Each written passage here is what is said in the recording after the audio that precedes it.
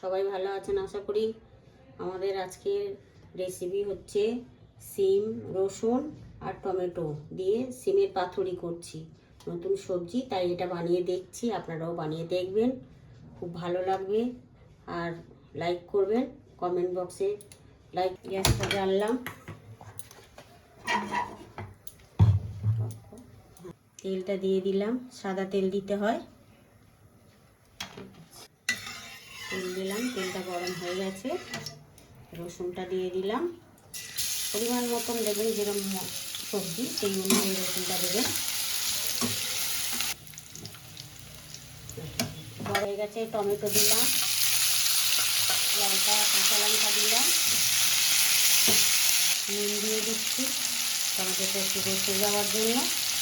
সামান্য করে দিচ্ছি হাফ চামচ,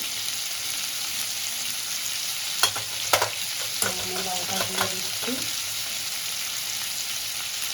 এই টমেটো রসুন দিলাম, 5 মিনিট ঢাকা দিয়ে রাখছি। দিলাম, নাড়াচাড়া করে দিচ্ছি। কত গ্রেভি হয়ে গেছে, সুন্দর। এবারে আমি সিমটা দিয়ে দেবো,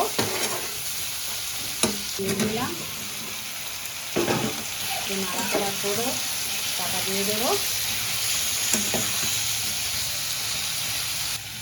একটু ভালো করে নাড়িয়ে নিলাম, নিয়ে একটু নুন দিয়ে টাকা দিয়ে দিলাম, আর তুলে একটু নাড়াচাড়া করে দিচ্ছি।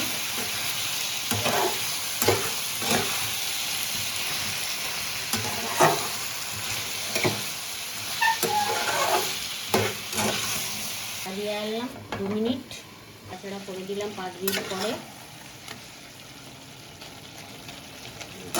5 মিনিট পরে খুললাম, খুলে নাড়াচাড়া করে দিচ্ছি। মোটামুটি হয়ে এসেছে। সিমের রেসিপি রেডি, সিমের পাতুরি। একটু ধনেপাতা ছড়িয়ে দিলাম।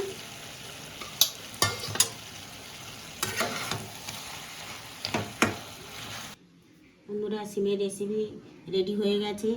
যদি আপনাদের ভালো লাগে, সাবস্ক্রাইব আর লাইকটা করে দেবেন।